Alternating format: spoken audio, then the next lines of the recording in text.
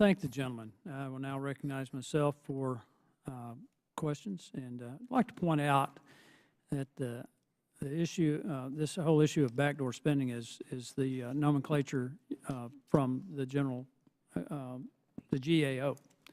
It's not a Republican issue. It is an issue of the American people. And in that regard, do you think there's a problem with doing oversight on all federal programs, Mr. Wiseman? No, sir. As I mentioned in my testimony repeatedly, absolutely, it's an affirmatively good thing you're doing it. Well, if there's not a problem with it, then what's the big deal about having a hearing on backdoor spending and whatever you want to call it? It's not appropriations, because in all due respect to the gentleman from Pennsylvania's point, it is authorized, but it's authorized by past Congresses. They basically put it on autopilot, took away the, and we, and I say we collectively, Democrat and Republican in Congress, have been perfectly content to sit back and let it continue on autopilot and not exercise the oversight authority that we're supposed to exercise. This is not about cutting spending. It's about making a better use of the money that we have. You brought up the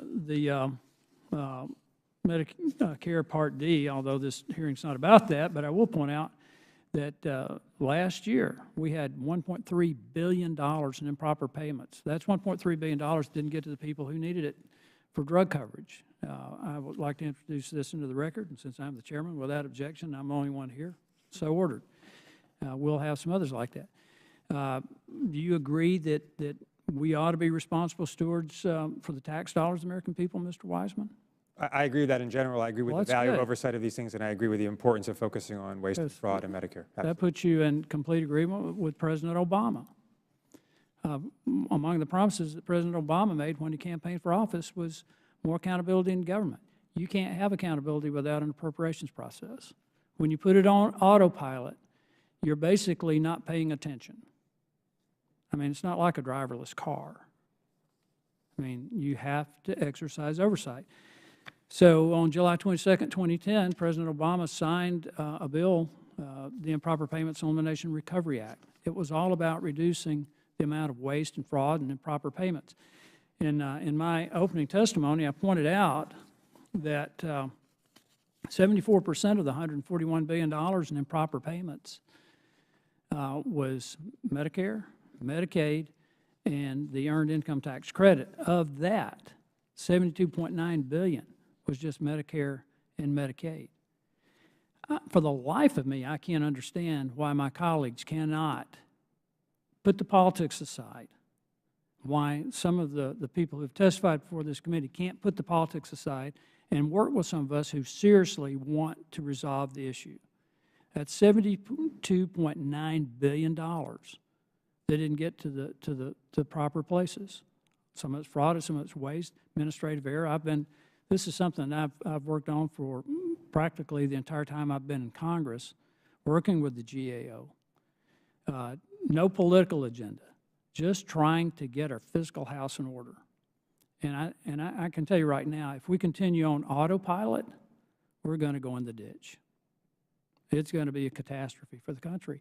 So when we talk about backdoor spending or whatever you want to call it, what we're really talking about is exercising fiscal oversight so that we can get a handle on this. Not about reducing anybody's payment.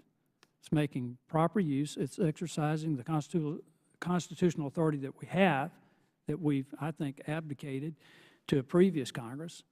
And it's easy to sit here and say, well, that this is all legal. But one Congress can't bind another. One Congress should not even attempt to bind another. And no Congress should concede its authority to a previous Congress, which is basically what we've done. I just want to point out, and I want to introduce the President's press release on the Improper Payments Elimination Recovery Act into the record without objection, so ordered. This has to be one of the highest priorities that we have. You got to start somewhere. I mean, $141 billion a year in 10 years, that's $1.4 trillion.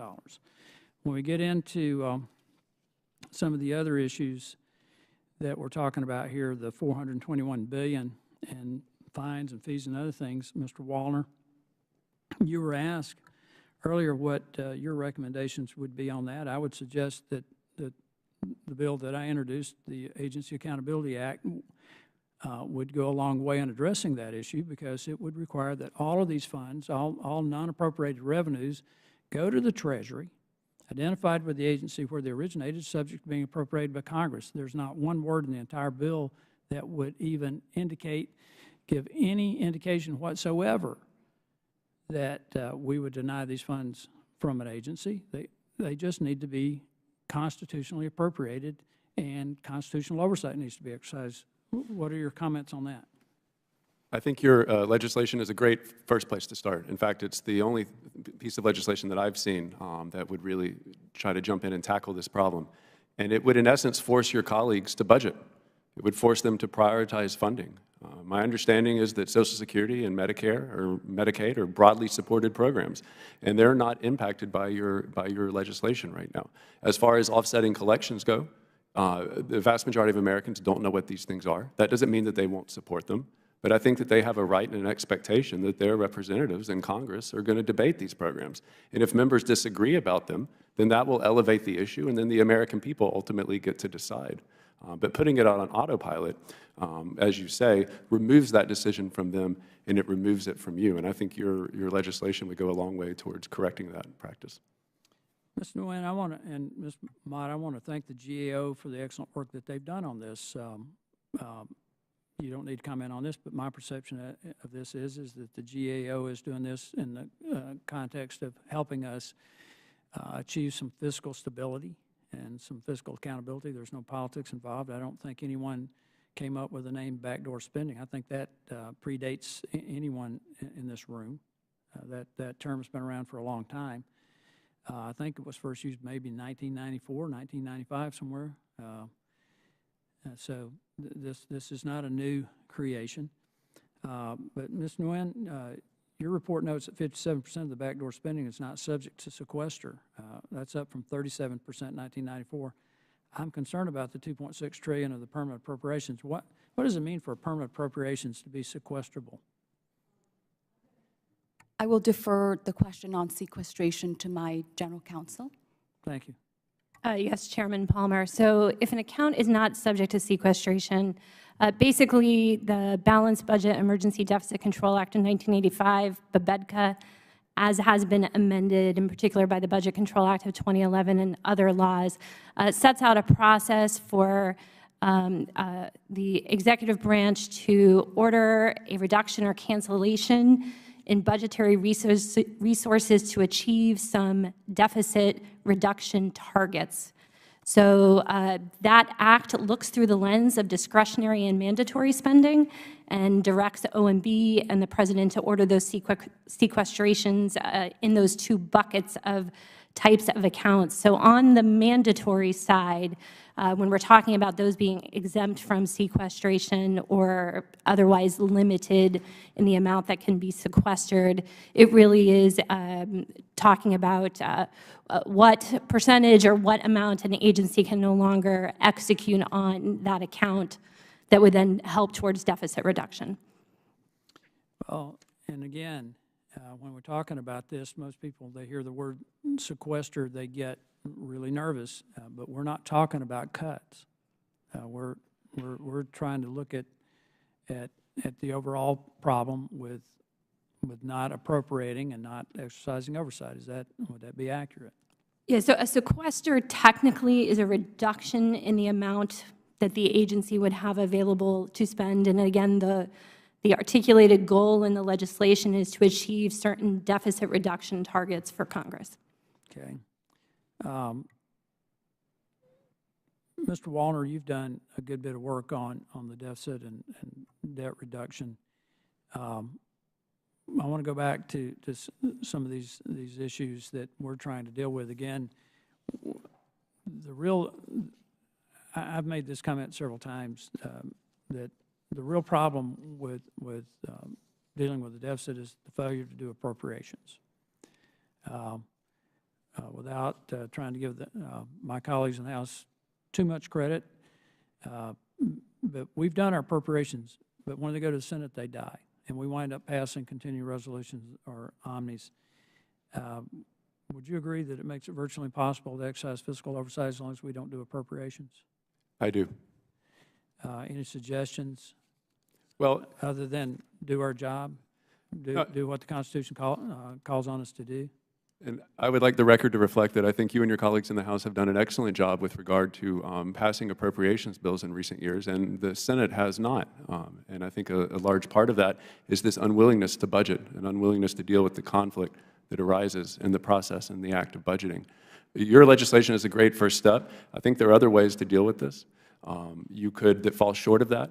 I mean, mandatory spending doesn't have to be on autopilot. There's lots of mandatory programs that are reauthorized periodically over several years, right? Farm bill, highway bill, those things. And so you could take offsetting collection authorities and treat them the same way.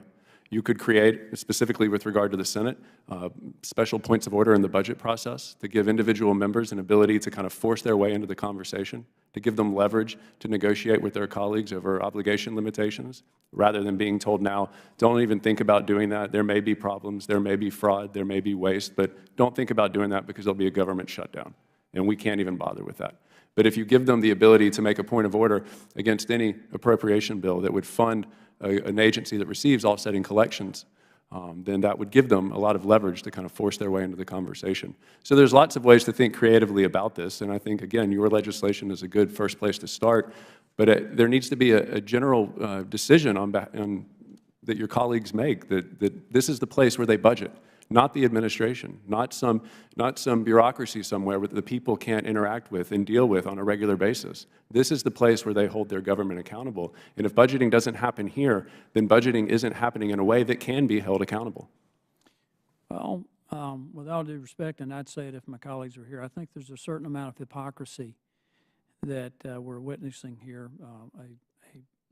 And that's one of the reasons why I think they try to make the issue about cutting Social Security. Nobody's talking about cutting Social Security, about cutting Medicaid or Medicare. Nobody's talking about that. We're talking about trying to get control of our fiscal future that is going to impact everybody in this room, particularly the younger people. And I think an example of that is we had a select committee on reforming the budget. We're talking about some serious reforms going to two-year budgets. We're talking about working with the Senate to figure out a way to make appropriations privileged so that they're not held hostage to a 60-vote margin. And when they brought that to a vote, it didn't pass out of the select committee. Three of my Democrat colleagues voted present. I mean, to me, that's rank hypocrisy. That's all about politics. Give you another example of that is when it was a Democrat-controlled House and Senate that passed the Improper Payments Elimination and Recovery Act that the President signed, that I just introduced his press release into the record. Yet there was no enforcement in the legislation. They passed a second bill, no enforcement in the legislation. That indicates to me a lack of seriousness for this. And then the Inspector General puts out a report that the Obama administration gave out $434 million in improper payments on Obamacare. This came out in August of this year. That indicates to me a serious example of hypocrisy, a demonstrated lack of seriousness. Really, it's all about politics. Some of us realize that truly the future of the country is at stake, and that we have an obligation to do all that we can, regardless of Democrat or Republican. We're all going to own it one day, and the burden's going to be left on future generations to bear this, and it's going to have an impact on Social Security. And this coming around and saying, well, you got to, the tax cuts went to the rich, that's false to begin with. I'm from Alabama, and I can assure you the people in Alabama, the middle income, lower income people, are appreciative of the tax cuts and the job creation. But, that's all politics. I hope that at some point in the very near future that this Congress is going to take seriously its constitutional responsibility to do appropriations and to do oversight. And until we do, we're not going to solve this problem. And that window for getting it solved despite all of the great work being done by the GAO and other organizations, Ms. Nguyen, Ms. Mata, will bear no fruit until we get serious about it. I thank our witnesses again for appearing before us today. The hearing record will remain open for 2 weeks for any member to submit a written opening statement or questions for the record. If there's no further business, without objection, the subcommittee stands adjourned.